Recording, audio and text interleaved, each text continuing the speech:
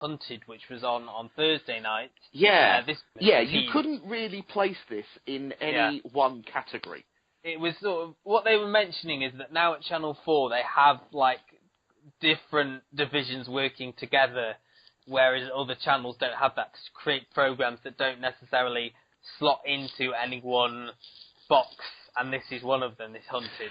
They've tried very hard with this show to make you empathise or feel with the people that are being hunted. So we had three groups that you were introduced to this week. Was an outspoken... Well, only briefly. Well, yeah, an outspoken GP from Kent, two lifelong friends from London, and two women who I don't know where they were from, and they didn't really even leave where they were, and they got caught within like about a minute. Yeah. They were just basically going, these are the first people to get caught, weren't they, really? And the premise... They'd be on the run for 2 days. Oh, were they? Okay, so it was really...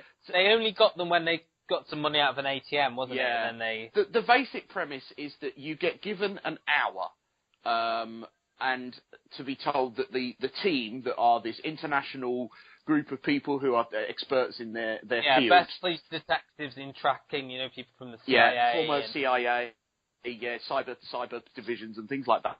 So you get an hour to go. And at the same time that you get told to go, they get given your name and date of birth. So it's not like they get given, so they're at a similar disadvantage at the beginning as you're at an advantage. You've got that time scale.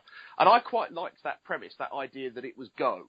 And certainly, obviously, they've been given time to prepare. The Doctor had prepared his whole kind of area he was moving to and his whole route and how he was going to do it. And that was very interesting.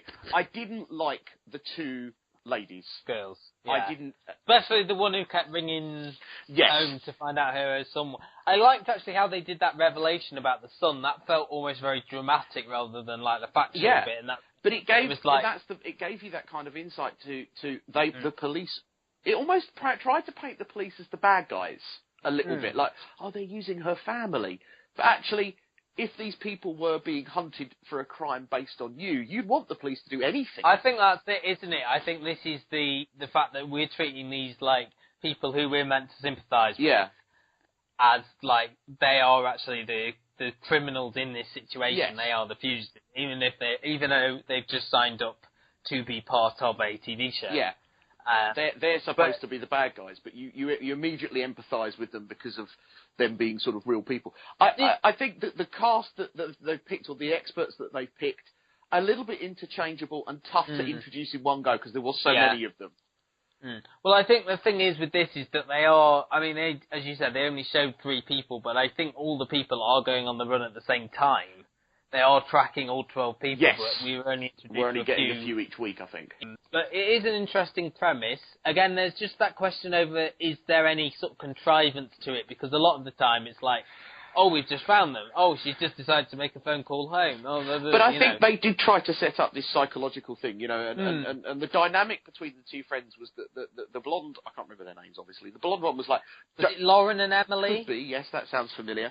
The blonde one was saying, like, don't look in the cameras, don't do this, don't do that.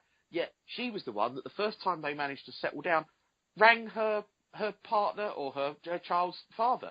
Yeah. Now, that's a very human thing that you would want to do, of being in contact with your, the child looked quite young, but then don't go around lecturing your friend about not looking into cameras. Yeah. Because you're doing far worse by doing that. And I think they did get they hitched a ride right towards the end, and he was kind of telling her off a bit, wasn't he? He was kind of going, you've shot yourself in the foot.